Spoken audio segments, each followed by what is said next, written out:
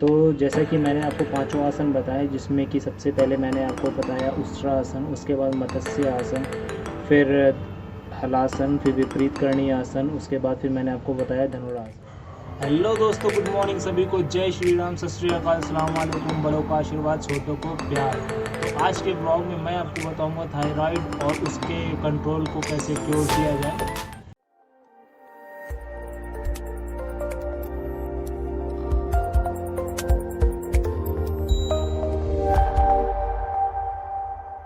तो थायराइड से मैं आपको बता दूं कि थायराइड में अगर किसी को थायराइड होता है तो दो तरीके का थायराइड होता है, आप सभी जानते हो। नॉर्मली या तो वह हमारा वज़न तेज़ी से घटने लगता है या तो तेज़ी से बढ़ने लगता है।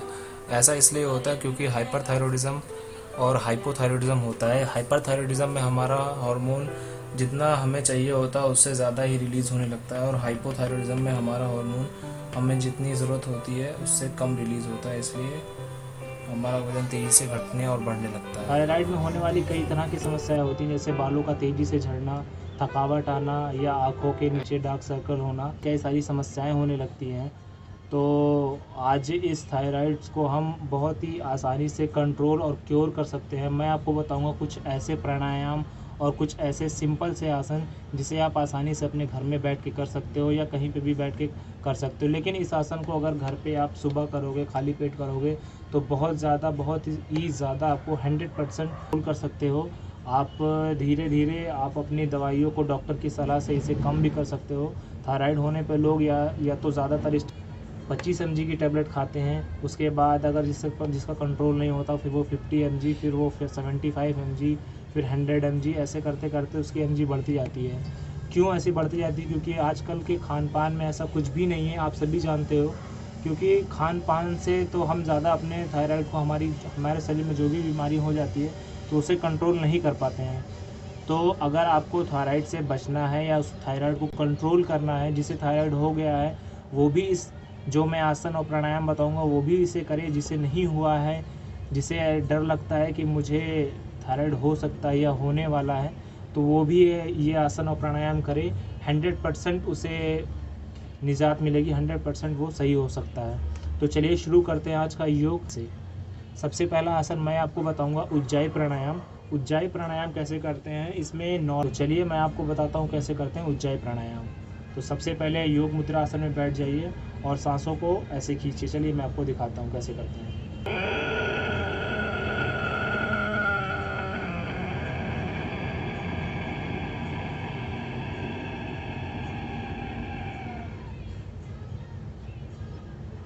गले से आवाज़ निकालने के बाद इस तरह गर्दन को झुका के सांसों को कम से कम 10 से 20 सेकंड तक होल्ड किया जाता है। आप मेरे और भी प्राणायाम और योग के वीडियो को देखने के लिए ऊपर मैंने सजेशन में कार्ड लगा रखे हैं, उस पर आप क्लिक करके और भी मेरे ब्लॉग्स और वीडियो को देख सकते हैं। उज्जाई प्राणायाम करने के लिए हमें योग मुद्रा आसन में बैठ के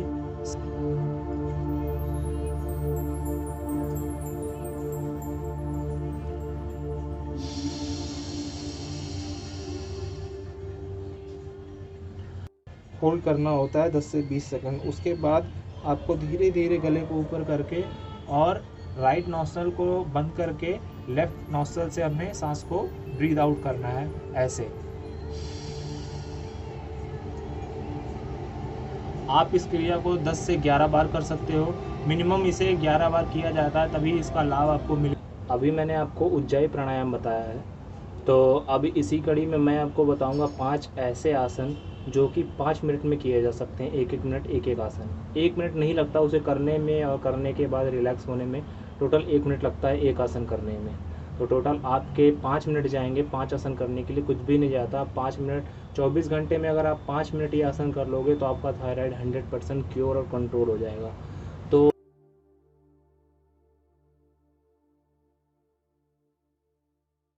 सबसे पहले मैं आपको बताऊंगा उष्ट्रा आसन कैसे की जाती है। तो सबसे पहले करेंगे हम उष्ट्रा आसन। तो चलिए मैं आपको बताता हूँ कैसे करते हैं उष्ट्रा तो आसन। इस क्रिया को करने के लिए सबसे पहले घुटने के ऊपर खड़े होकर कुछ इस तरह अर्ध चंद्रासन में बैठ के हाथों को पीछे ले जाके अपनी बॉडी का सारा बैलेंस अपने पैरों और एड़ी के ऊपर बैलेंस करेंगे। इस क्रिया को कम से कम 20 सेकंड से लेके 1 मिनट तक किया जाता है। 1 मिनट करने के बाद वापस उसी मुद्रा में वापस आ जाए। तो अब इसी क्रिया में दूसरा आसन विपरीत करणी आसन है। इस क्रिया को आप कम से कम 20 सेकंड तक होल्ड करें।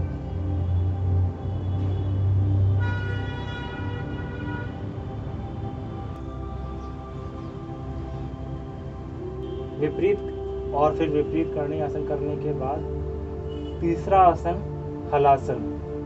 हलासन भी विपरीत करणी आसन की तरह किया जाता है, बस इसमें पैर ऊपर की ओर न उठ के पीछे की ओर जाता है। चलिए मैं आपको दिखाता हूँ कैसे करते हैं हलासन।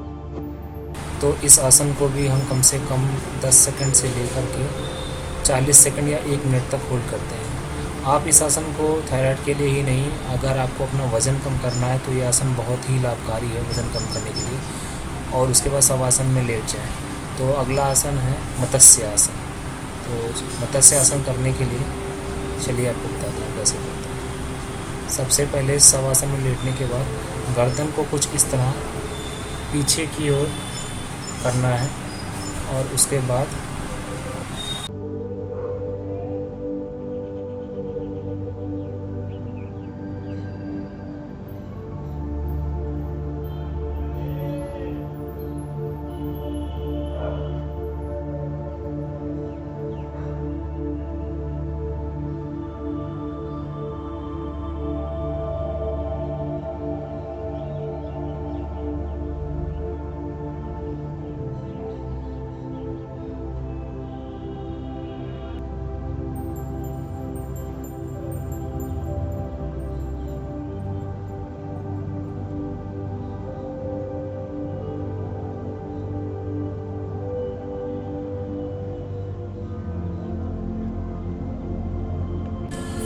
ये है धनुरा आसन। इस क्रिया को कम से कम 1 मिनट तक होल्ड करते हैं। होल्ड करने के बाद एकाएक हाथों और पैरों को छोड़ना नहीं है। इस तरह से ये आसन कुछ धनुष की तरह दिखता है, इसलिए इसका नाम है धनुरा आसन।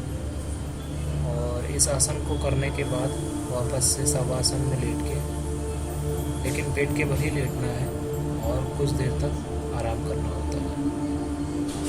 तो ये है आपके 5 आसन जिसको आप बहुत ही आसानी से कर सकते हैं।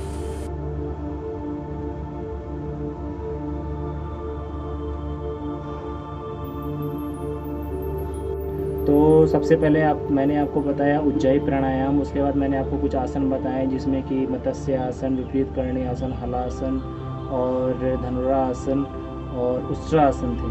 तो ये सारे आसन थे जो कि थायराइड को कंट्रोल और क्योर आसानी से कर सकते हैं। तो मैं आपको एक एक्वाप्रेशर पॉइंट भी बताता हूँ। तो एक्वाप्रेशर पॉइंट के लिए आपके लेफ्ट हैंड की जो थंब होती है, थंब के नीचे ठीक ये वाला हिस्सा, पाम आप जिसे कहते हैं, पाम यानी हथेली का ये वाला हिस्सा आपको ऐसे प्रेस करना होता है। आप इसे दिन में 2 से 3 बार कभी भी प्रेस कर सकते हो। इसे बोलते हैं एक्वाप्रेशर पॉइंट। तो अगर आपको मेरा वीडियो अच्छा लगा हो तो please hit the like button, share, subscribe, ज़्यादा से ज़्यादा इसे शेयर करें, सब्सक्राइब करें और मेरा ब्लॉग चैनल देखते रहिए। तो प्लीज़ इसे ज़्यादा से ज़्यादा शेयर करें और लोगों को भी बताएं इस आसन के लाभ, इस आसन के प्राणायाम जो मैंने आपको बताया है।